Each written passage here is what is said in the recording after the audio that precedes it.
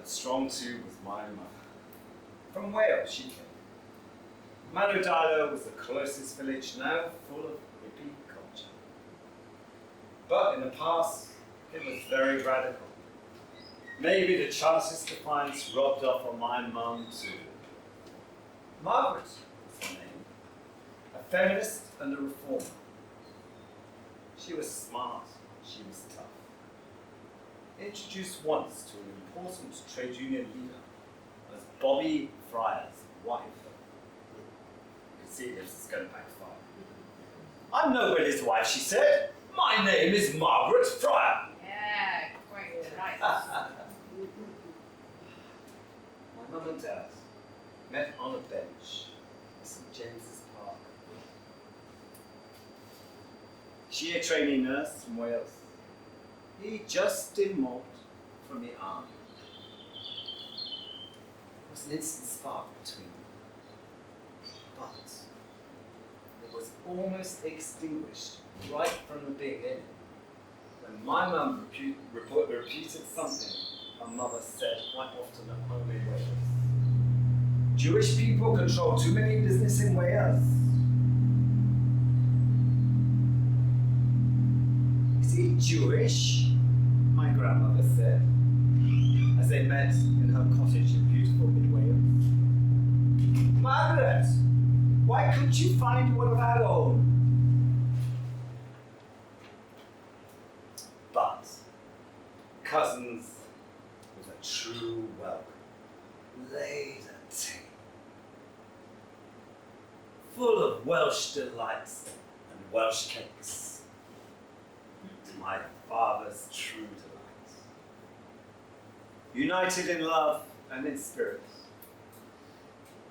The love won out despite my grandmother's opposition.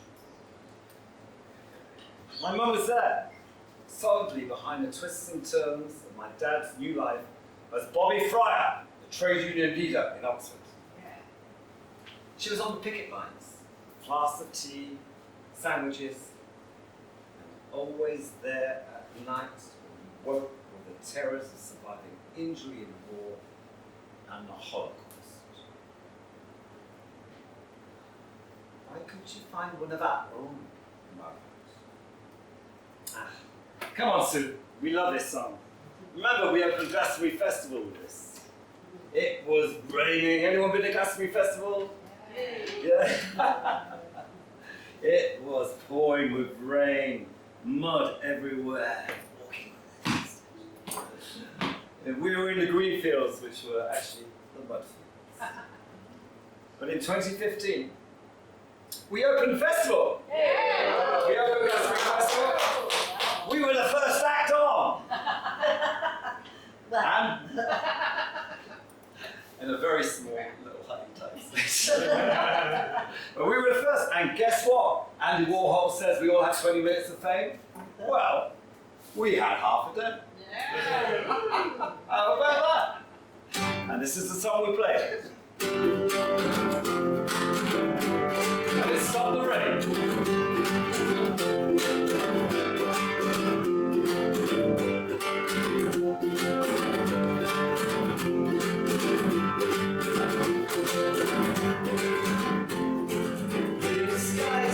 Sunshine, your hand in mine. There's a rhythm in life, plenty time to get it right.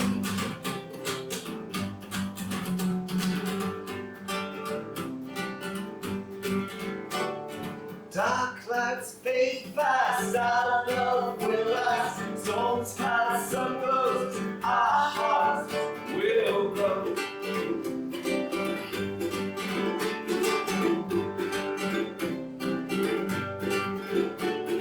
Children dance in the sun, bring warmth to everyone. Light shines in the night, our spirit will rise.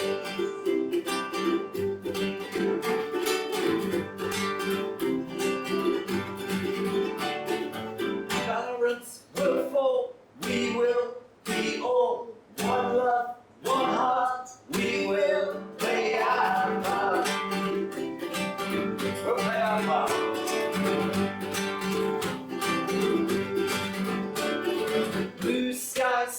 sunshine, your hand in mine.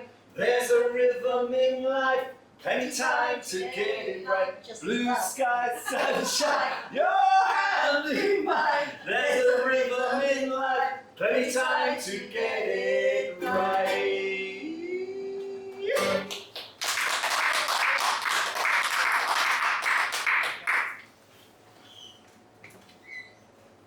It was my mum who persuaded me to carry on my education. Did a PhD, no less.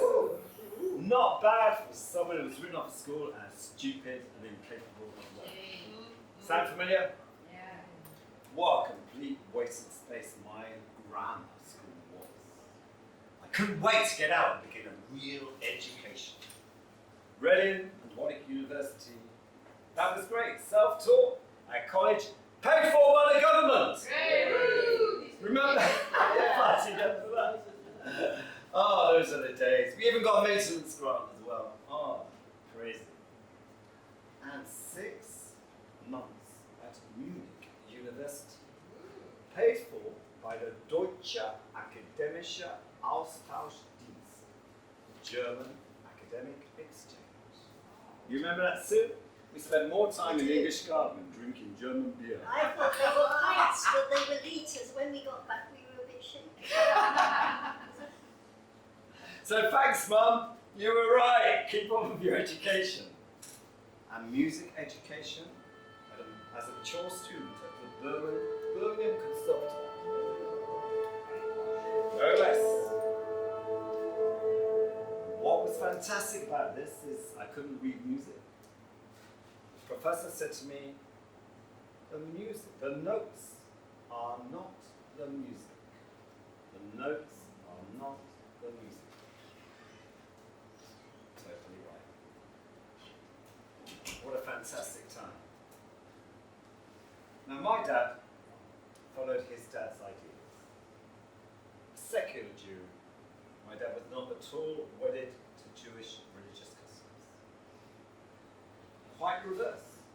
He read Marxist Das Kapital in his boyhood days and the Viennese socialist Sunday school.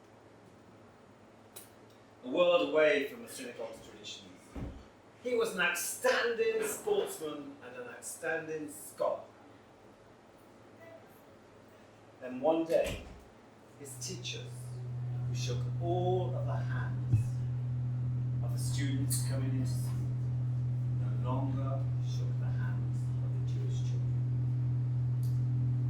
No more sports breaks with his Viennese friends. No more lunch breaks. How that hurt.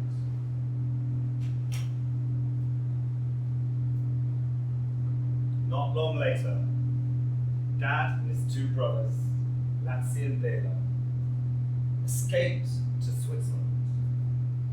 But once they got over the border, the Swiss guards handed them back to the Austrian Nazi police, not once, not twice, but 3 times.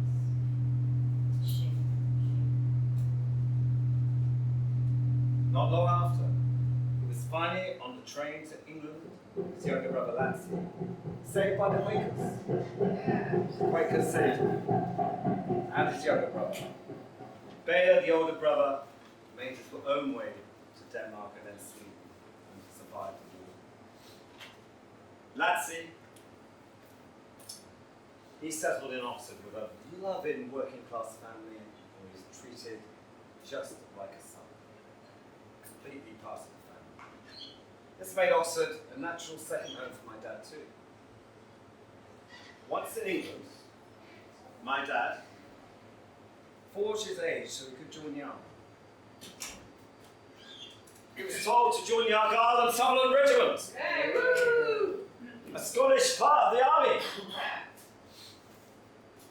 That's because he was a foreigner. They wouldn't let him in an English regiment. So they sent him to the socialist Scots. Of course, yeah. They became his very best friends. After fighting in the Italian War and Zero Beach, my dad, who was a native German speaker, was drafted into interrogating Nazi war criminals. He did this stationed in a prisoner of war camp in Palestine. After what the family had gone through, would you believe he saw the British officers entertaining some of the German SS officers who carried out the Holocaust? Shame. Treachery. He was disgusted, rightly so. He told his superiors exactly what he thought of this. He exposed these goings-on in the British press, which ended not in a court-martial for the British officers, not even a reprimand. No, it ended in my dad being demoted from sergeant to corporal. He used to tell the management in the factory what he thought when the workers weren't being looked after properly, but also the trade union leaders if they weren't doing their job. He gave them what for. Believe it or not, he was only 5'2". He was very small. I feel like a giant. He was 5'2". Just imagine if you're on the back trying to see my dad. I had to grow a little bit, but 5'2" he may have been. You may not see him, but you could certainly hear him. He could project very well. He was a firebrand, but very well respected. His Irish friends called him the Pope of Cowley. He's the Pope of Cowley, Bobby Fry. But again, the story doesn't begin with my father or my mother. My father was a Holocaust survivor. Robert Freisinger, his name. But 8 of our family did not make it.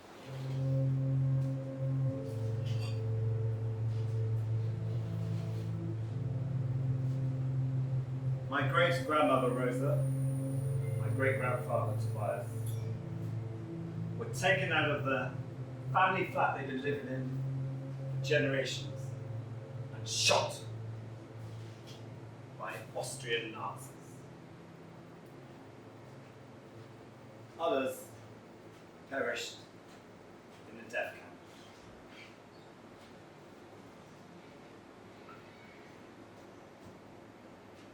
My dad couldn't talk about the Holocaust.